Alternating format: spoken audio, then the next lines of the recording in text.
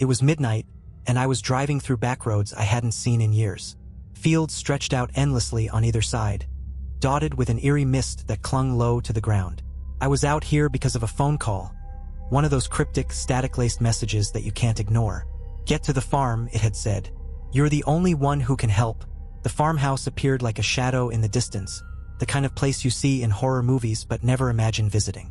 The closer I got, the more I could make out details. Windows that should have been boarded up stared back at me, dark and hollow, as if waiting for something.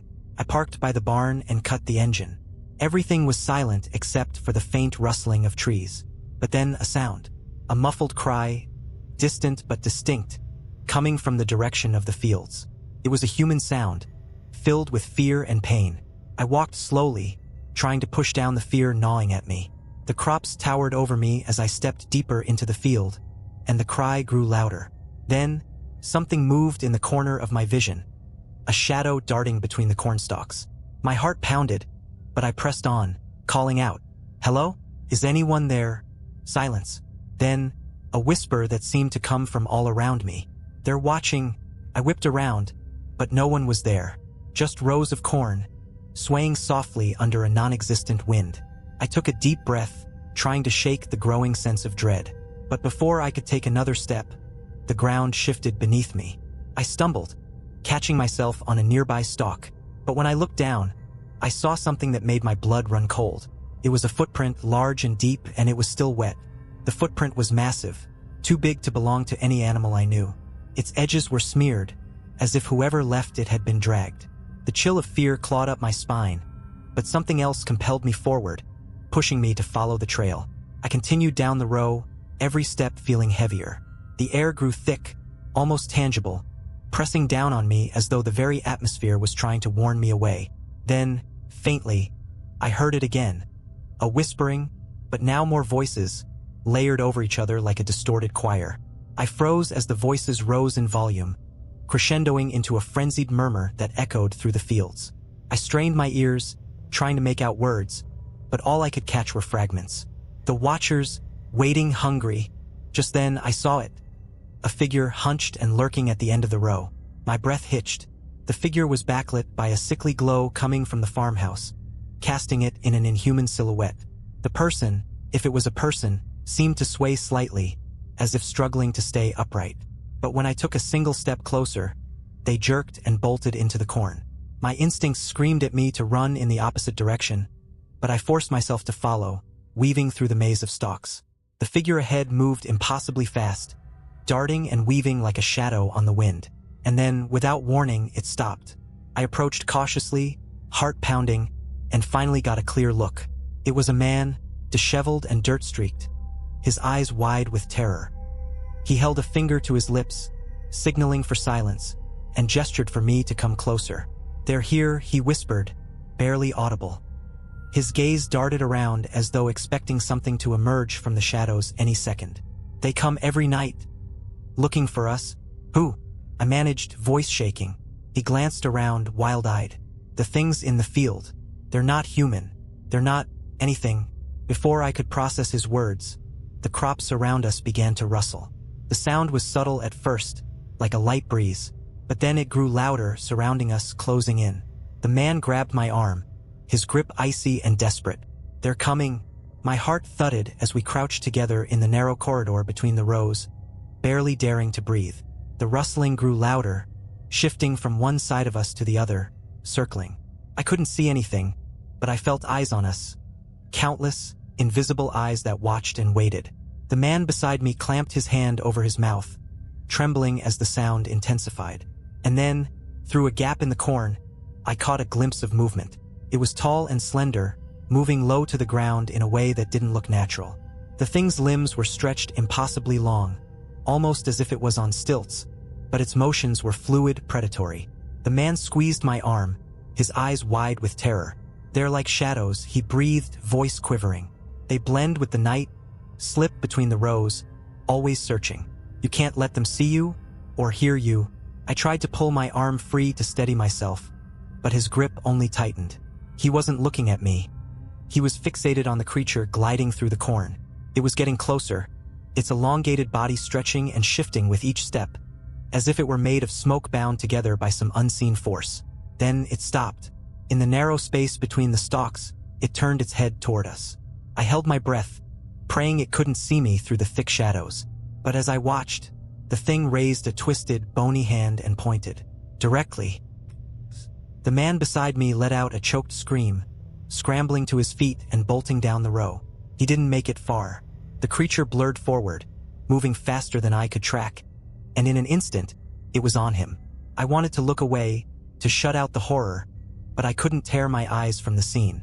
The thing lifted the man by his throat with one of its elongated limbs, holding him aloft as if he weighed nothing. The man's screams echoed through the field, raw and piercing, before cutting off abruptly. I pressed myself flat against the ground, squeezing my eyes shut, heart hammering. I could hear the creature moving away, its steps slow and deliberate as it dragged something heavy behind it. The air grew still, leaving nothing but the oppressive silence of the corn. I waited, barely daring to breathe, until the silence became unbearable. Slowly, I opened my eyes, and in the faint light from the farmhouse, I saw the smear of red on the dirt where the man had been. I stayed crouched in the dirt, my pulse deafening in my ears. The smear of red glistened wetly in the moonlight, trailing off into the shadows. Part of me knew I should turn around, run back to the car, and leave this cursed farm behind. But I couldn't, not with the unnatural silence closing in around me, so thick and heavy it felt like it was swallowing every sound. My body moved on instinct, urging me forward, deeper into the field, following the direction where the creature had vanished with the man's body. Every step felt heavier, as if something was pulling me back, begging me to stop. But something far darker and far more stubborn kept me moving forward. The corn thinned as I walked, and then I saw it. And opening up ahead, a small clearing in the middle of the field. And at the center of that clearing was an old well, crumbling and overgrown, barely visible under the tangle of dead weeds and vines wrapped around it. But that wasn't the worst of it. Around the well lay piles of clothing. Some were tattered, others disturbingly fresh-looking, as if they had just been left behind. Shoes, shirts, jackets. They were all scattered around in messy heaps, abandoned in the dirt. I swallowed hard, my stomach churning as I approached.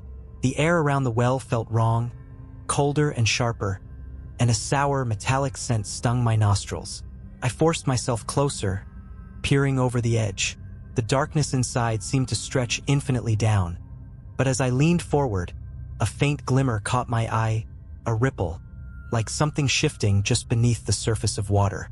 And then, faintly, I heard it again, that whispering. This time, though, it wasn't coming from the field or the trees. It was coming from below. I froze, straining to listen, and the words grew clearer, layered over each other, voices tangled and tortured.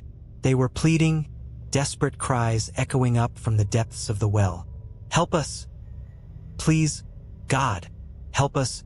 The whispers spiraled up from the darkness, each one sharper and more frantic than the last.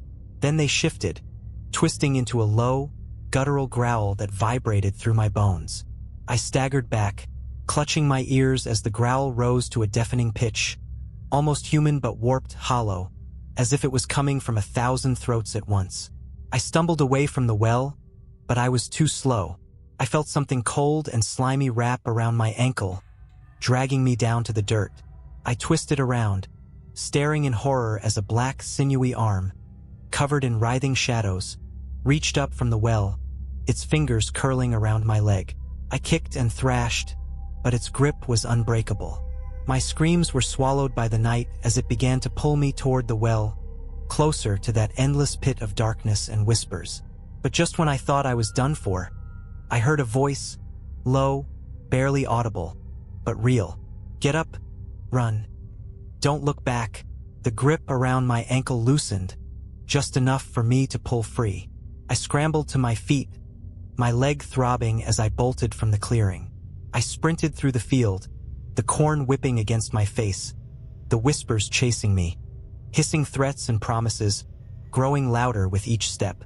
I burst out of the field and onto the dirt road, breathless and shaking, and I didn't stop running until I reached the car. I fumbled with the keys, hands slick with sweat, finally wrenching the door open and throwing myself inside. As I started the engine, I dared one last look back at the farmhouse. Standing at the edge of the field, half hidden in the shadows, was a figure. A twisted silhouette, tall and thin, watching me with hollow, dark eyes. And beside it, the well, now pulsing faintly with a sickly green glow, as if it were breathing. I slammed my foot on the gas, tearing down the road, the whispers fading into the distance but echoing in my mind long after I'd left the farm behind. I drove in a blind panic, gripping the wheel so tightly my knuckles turned white. My mind was racing, replaying every horrible image from the farm, every whisper that seemed to still echo in my ears. I didn't stop until I hit the main road, where the distant glow of streetlights felt like some small salvation against the darkness that clung to me. But as I slowed down, something shifted in the rearview mirror. My heart sank. Through the thin layer of dirt on the glass, I saw it, the faint, pulsing green glow of the well. It was far off, barely visible, but somehow, it was there, trailing me down the road. I tried to shake it off as exhaustion, a trick of my mind. After everything I'd seen, surely I was just imagining things. But the glow stayed, steady and unrelenting, a reminder of what lay back there, waiting in the dark. Then my phone buzzed, jolting me. I didn't want to answer it, didn't want to hear any more strange voices or cryptic warnings. But the name on the screen was a familiar one, my brother. I fumbled to answer, desperate for the sound of someone real. "Hey, are you okay?" he asked, his voice low and concerned. I let out a shaky breath, trying to keep my voice steady. I don't know. Something happened at the farm. Something I don't even know how to explain." He was quiet for a moment, and then, in a tone that sent chills down my spine, he said, "You went back there?" His words made me realize something. He knew about the farm, and he sounded terrified. I pushed him for answers, for anything that could explain what I had just experienced. After a long silence, he finally spoke. "Look, there's something I never told you about that place. Our family, we weren't the only ones tied to it. There were others, people from the town who used to live nearby. They disappeared, all of them. And the well, it was sealed for a reason." A heavy pause filled the line, and then he added, "No one knows what's at the bottom of it. They say it's older than the farm, older than any of us. Something ancient." My stomach twisted as I remembered the whispers, the pleading voices that had echoed up from the well. I hadn't told him about those, but somehow he already knew. "Whatever's down there," he continued, his voice trembling, "it wants people. Takes them, keeps them. Once it has you, you're part of it. Forever." I felt a cold sweat break out on my skin. "But I got away," I whispered, almost to convince myself. Another silence, longer and more unsettling than the last. And then he said, "Did you?" A shiver ran down my spine, and I glanced at the rearview mirror again. The faint glow was still there, pulsing rhythmically, as if it were breathing. It was following me. The realization hit me like ice water. Whatever that thing was, whatever ancient, twisted force was bound to that well, it wasn't letting me go. I gripped the steering wheel, feeling trapped even as I sped down the open road. The green glow in the mirror pulsed steadily, a heartbeat of something unnatural, keeping pace with me no matter how fast I drove. "Listen to me," my brother's voice was taut with urgency. "You can't go home. It'll follow you there, just like it's following you now. You have to go somewhere it can't reach. Somewhere safe." "Safe? There's nowhere safe from this," I snapped, feeling the fear clawing at my chest. But deep down, I knew he was right. If I went home, it would follow. And if it followed, I didn't want to think about what it might do. I asked him, barely holding back the panic in my voice, "Where do I go?" He was silent for a moment, and then he said, "Do you remember the old church off the highway? The one that's always empty?" The image came to mind immediately. An old, crumbling church, long abandoned, its doors weathered and its windows blackened. It was isolated, surrounded by nothing but miles of fields, an eerie relic that locals avoided. The stories about it were enough to keep anyone away. But now, in the face of what was chasing me, it felt like my only hope. "Get there," he urged. "People say the place is hollow ground, built on something even older than the farm. Maybe it's strong enough to hold it back." I didn't need to be told twice. I slammed the accelerator, speeding toward the highway and hoping that this ancient place might somehow protect me from whatever horrors were crawling out of the farm. The road blurred as I tore through the dark countryside, the trees whipping past in a dizzying haze. But every few moments, I'd glance in the rearview mirror, and that glow was still there, unwavering, a sickly beacon in the night. Minutes later, the old church loomed ahead, silhouetted against the moonlight. It looked as decrepit as I remembered, its paint peeling, its steeple leaning at a precarious angle. I skidded to a stop and jumped out, half expecting the glow to surge forward and consume me. But to my shock, it halted at the edge of the church's grounds, like an invisible barrier was holding it back. The glow pulsed angrily, shifting and writhing like it was searching for a way through. I stumbled up the stone steps and pushed open the heavy wooden doors, nearly collapsing as I crossed the threshold. The inside of the church was dark and cold, and the silence was so complete it felt suffocating. But I could feel something, like the weight of centuries pressing down on me, as if the walls held secrets far older than anything I could understand. The glow remained outside, pulsing with a furious intensity, but it didn't move closer. I slumped against a pew, catching my breath, but the silence only made my nerves worse. Felt like the very air in the church was watching me, waiting. Then, from the shadows, a faint whisper drifted through the empty space. "You shouldn't have come here." I froze, staring into the darkness. The whisper came again, closer now, echoing from the altar at the front of the church. "Once you open a door, it cannot be closed." A shape began to form in the shadows near the altar, something tall and indistinct, like a figure draped in darkness. I held my breath as it moved closer, gliding silently down the aisle, its features blurred and shifting. As it approached, the temperature dropped, and the air filled with the smell of old earth and decay. I took a step back, heart pounding, as the figure's face came into view. A hollow, sunken mask, with eyes that seemed to hold entire worlds of darkness. It stared at me, unblinking, as if it could see everything I had seen, everything I had done. "You brought it here," it whispered, its voice a hollow echo. "The thing from the well. Now it knows this place. And now," it paused, its eyes narrowing, "now it will take you." I backed away, panic gripping me as the figure pointed a skeletal finger toward the door. Slowly, the green glow began to seep through the wood, as if the barrier was weakening, the ancient protection of the church crumbling under the weight of whatever malevolent force I had unleashed. I turned to run, but the doors slammed shut, sealing me inside. The figure stepped closer, its voice turning into a chant.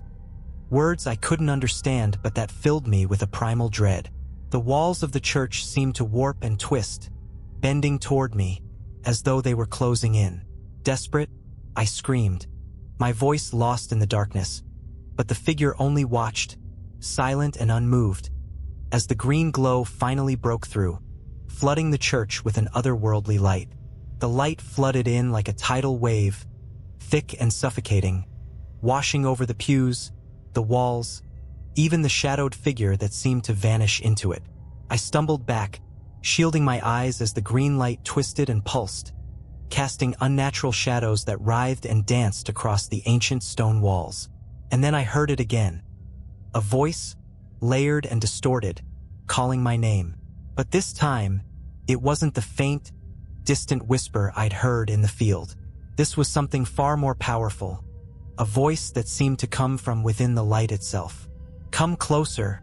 I felt an inexplicable pull, like my feet were rooted to the spot, dragging me forward against my will. Every instinct screamed at me to run, but my body refused to listen. My legs moved as though guided by invisible strings, each step bringing me closer to the altar, where the light grew brighter, more intense, a swirling vortex of green that seemed to pulse in time with my racing heartbeat. I tried to stop, to turn back, but my body continued forward, drawn like a moth to a flame. And as I neared the altar, the light shifted, parting like a curtain to reveal something impossible. There, standing at the center of the glow, was the figure of a man I recognized. It was my grandfather, the one who had owned the farm before me, the one who had always warned us to stay away from the well. He looked exactly as I remembered him, down to the old, faded work clothes and the weathered lines on his face. But his eyes were hollow, filled with the same sickly green light that flooded the church. "Grandpa," I whispered, my voice trembling. He didn't respond, only lifted one hand, beckoning me closer with a slow, mechanical motion. I felt a surge of hope, a foolish, desperate hope that somehow he had come to save me, to protect me from the horror I had unleashed. But as I stepped closer, the illusion shattered. His skin began to peel, flaking off in pieces that drifted into the air like ash. His face contorted, his jaw stretching unnaturally wide, his mouth splitting open to reveal row after row of blackened, rotting teeth. His hand, still outstretched, twisted and morphed, the skin peeling back to reveal twisted, sinewy tendons and bone, stretching out toward me. A low, guttural growl echoed from his mouth, a sound that was neither human nor animal. The words that followed were garbled, a language I couldn't understand, but their meaning was painfully clear. I was not meant to escape.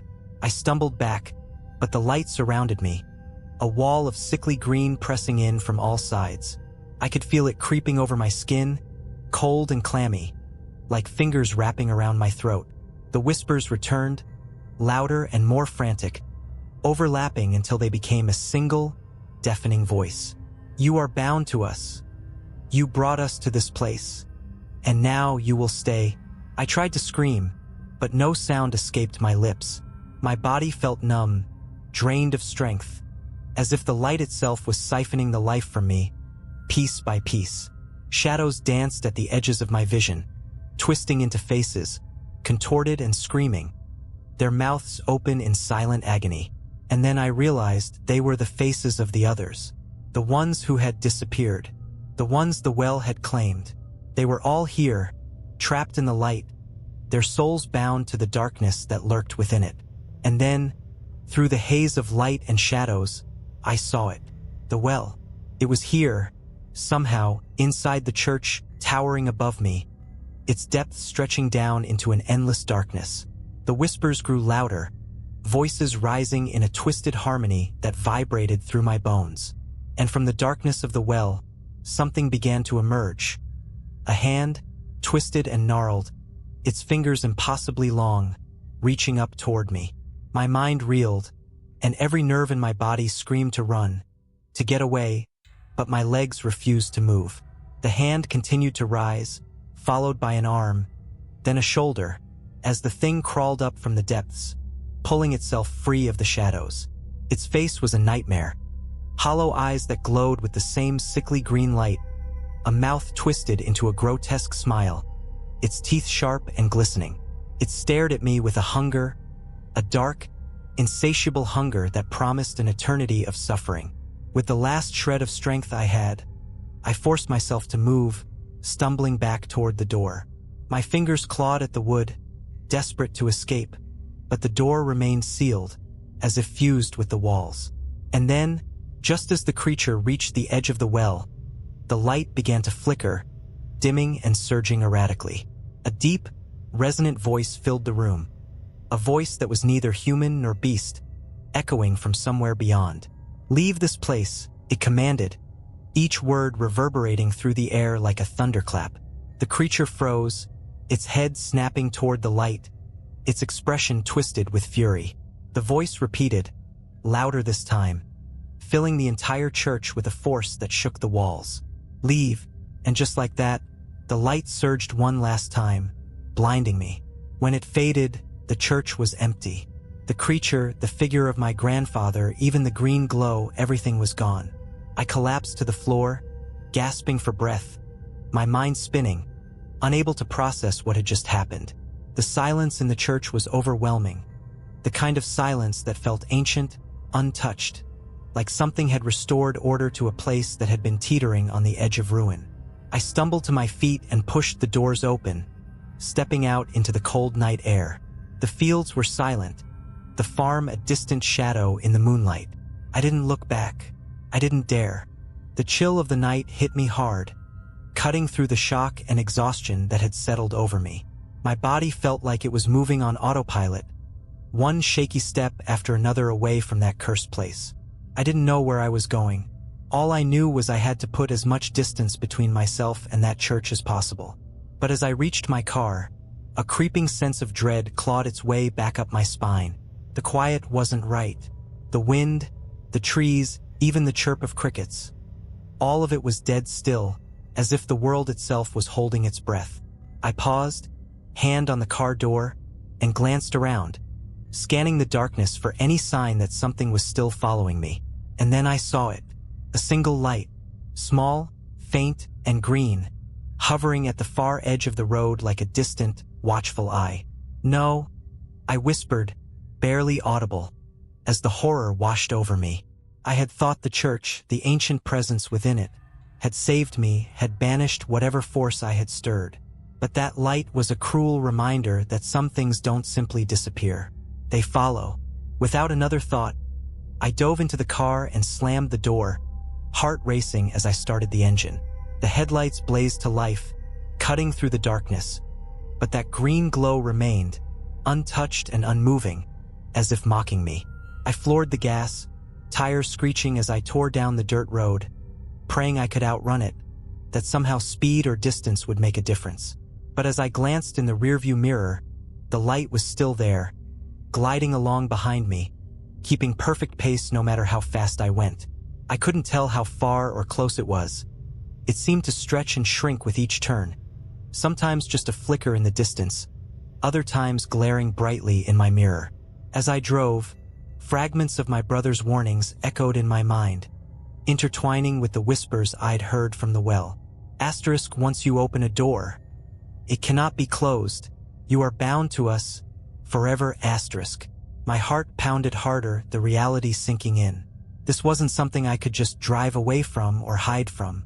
Whatever had crawled out of that well was now a part of me, a mark I couldn't erase. I was bound to it, lost in a daze of panic and exhaustion. I realized I had driven far off course. The familiar fields and trees had given way to thick woods, twisted and dark, swallowing the road in shadows. I didn't remember making the turn, but somehow I was deep in unfamiliar territory, the road narrowing until it was barely more than a gravel path winding into the dense forest. I slowed, hesitating as the headlights swept over the gnarled branches overhead, casting distorted shadows that clawed at the edges of the light. The glow was still behind me, a steady, unyielding reminder that no matter where I went, it would be there. But then, as I peered into the darkness, I saw something strange up ahead. An old, rusted gate, half open and leaning to one side, marking the entrance to what looked like an abandoned property. The remnants of a fence stretched out on either side, disappearing into the shadows, and beyond the gate stood the dark outline of another building, half hidden by the trees. I didn't know why I felt compelled to stop, but a force stronger than fear seemed to draw me toward the gate, urging me to go inside. Maybe it was a faint hope that I could lose the glow here, hide within whatever haunted remains lay beyond those rusted bars. Or maybe it was the whisper of something older, something connected to the ancient force that had been awakened tonight. With one last look at the glow in my mirror, I cut the engine and got out, the silence swallowing me once again. The gate creaked as I slipped through, and I found myself walking slowly up a narrow path toward the building. A dilapidated farmhouse, its windows shattered, its walls warped with age and neglect. As I stepped closer, I could feel a presence, something watching from within, and the air grew thick with an almost tangible malice. I hesitated, but that strange pull urged me forward, leading me up the broken steps and through the sagging doorway. Inside, the air was stale, thick with dust and the faint, acrid smell of decay. The floorboards creaked under my weight, each step echoing through the empty rooms as I wandered deeper into the house. Shadows clung to every corner, twisting and shifting as I moved, and I could feel that presence growing stronger, like a dark, hungry thing lurking just beyond the edge of sight. And then, from somewhere deeper within the house, I heard it. A faint, rhythmic tapping, like a heartbeat against the silence. I followed the sound, each step heavier than the last, until I reached a narrow staircase descending into darkness. The tapping grew louder, echoing up from below, and I knew I had to go down. I descended slowly, each step sinking deeper into the dark, and as I reached the bottom, I found myself in a low, narrow room lined with old, crumbling shelves. At the center of the room stood a table, and on it, a small glass jar. Inside, suspended in murky green liquid, was a single human eye. The eye was open, staring straight at me, and as I looked into it, I felt a surge of terror so intense I could barely breathe. The whispers returned, louder and more insistent, filling the room with 1,000 voices, each one clawing at my mind. Bound to us, forever, never escape. The eye blinked, once, slowly, and the voices swelled, rising to a deafening crescendo. The walls began to close in, the shadows stretching and twisting, filling the room with a suffocating darkness. I stumbled back, my hand finding the wall, fingers clawing for the stairs. The voices were all around me, pressing in, crushing me under the weight of their ancient rage. I bolted up the stairs, racing through the house and back out into the cold night air. The green glow was gone, but I didn't stop running, didn't look back as I tore down the path, through the gate, and back to my car. As I slammed the door and sped away, I couldn't shake the feeling that I hadn't truly escaped, that the thing from the well had left something behind, a piece of itself that would always be with me. And as I looked in the rearview mirror one last time, I saw it, the faint outline of that eye hovering just behind me, watching, waiting. I knew then that no matter where I went, no matter how far I ran, it would always be there, lurking in the shadows, bound to me, forever. The days after that night blurred together, every hour tainted with the suffocating knowledge that I wasn't alone. No matter how much daylight flooded my room, how many locks I secured on my doors, I could feel it. Something watching, waiting, hidden just beyond the veil of the ordinary. It started with small things. The faintest hint of green glinting from the darkest corners of my house. Shadows that stretched and twisted just a little too far. I'd be walking down my hallway, catching a glimpse of that single green eye reflected in the glass of a picture frame or a mirror.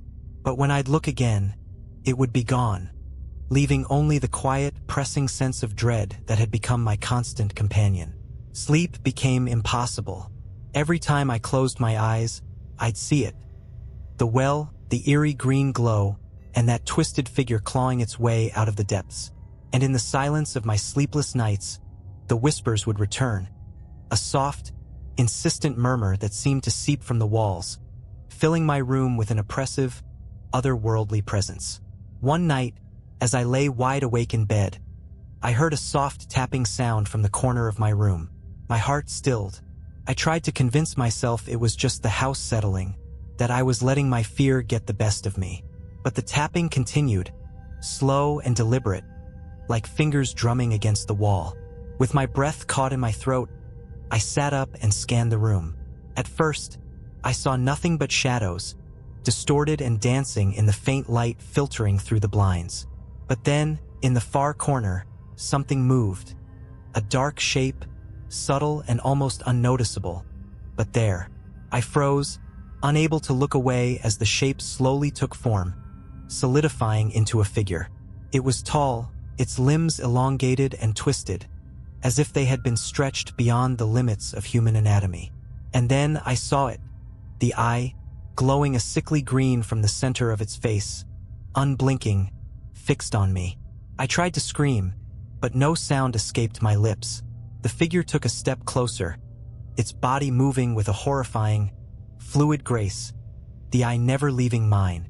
The whispers filled the room, louder now, echoing in my mind. You cannot hide. You cannot escape. You are bound to us.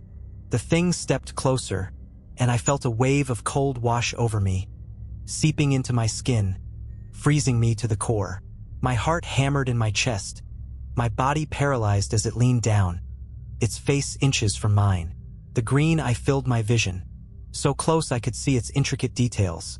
The strange, swirling patterns, the depthless black pupil, the faint reflection of my own terrified face staring back at me.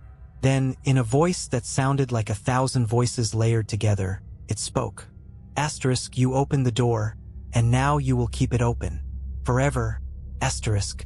I felt a cold hand brush against my face, and just as quickly as it had appeared, the figure vanished, dissolving into the shadows like smoke. The room was empty again, but the silence was deafening, thick with a lingering sense of malice that clung to the air.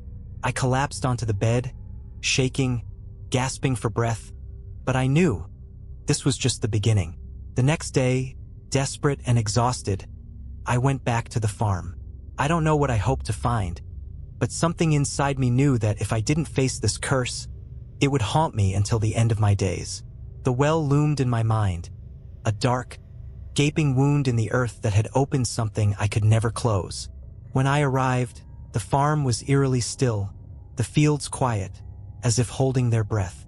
The barn doors creaked as I passed, but the house itself seemed untouched by the horror that had consumed it. I made my way to the well, feeling an invisible weight pressing down on me with each step.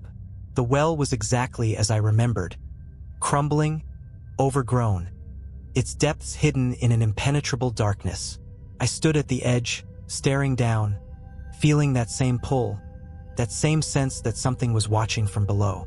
I know you're there, I whispered, my voice trembling but defiant. What do you want from me? For a moment, there was only silence. But then, from the depths of the well, a voice rose, soft and insidious, a chorus of whispers that filled the air around me. The door must remain open. A surge of anger flared within me, overriding my fear. Why me? I shouted, my voice echoing down the well. Why did you choose me? The whispers fell silent, and then a single voice, clear and cold, answered. Asterisk, you were the one who listened, the one who came when we called. Asterisk. I staggered back, the weight of their words settling over me like a shroud. All this time, I had been the one who answered their summons, who opened the door to something ancient and malignant that should have stayed buried. But as I looked down into that darkness, I knew what I had to do. If they wanted the door open, then I would give them exactly what they wanted. With a final, defiant glance at the well, I turned and walked back to my car, a strange, calm resolve settling over me. I drove to the edge of the property, where the ancient church sat abandoned and silent. Inside, I prepared a ritual.